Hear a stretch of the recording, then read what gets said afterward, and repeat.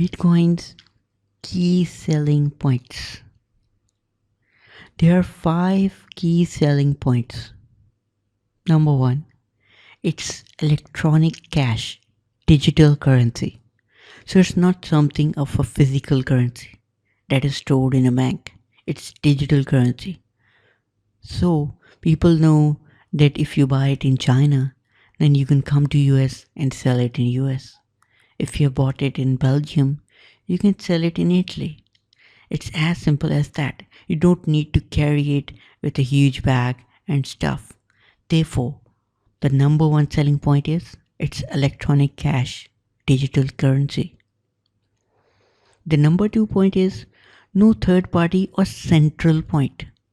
That is, example currency of USA, it's dollar, but its central point is USA Central Bank. You move to India, its currency is Indian rupee. It has a central bank that controls its supply. You go to Japan, its currency is Japanese yen. It is controlled by a central bank. And once it is controlled by a central bank, the central bank can always increase its supply or cancel notes. Example, in India, they cancelled 86% of the circulation of the money supply in 1 minute. And people needed to go to the bank to change those money. And it was extremely painful process. So a central authority can cancel the currency, whereas electronic cash doesn't have a central authority, doesn't have a third party, so it cannot be cancelled. And this increases the trust in this currency.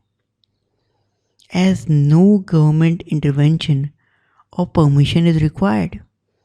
Now, as this currency is a digital currency, so you don't need to require permission from like government of Japan or India or any other government, because it does not come under a jurisdiction of a government, and therefore you don't need to require a permission to purchase this. No permit required. The 4th most important point is privacy. It is extremely private currency. You know that no one will know it unless you tell them. Yes, some online web-based exchanges require you to register. Yes, you're right.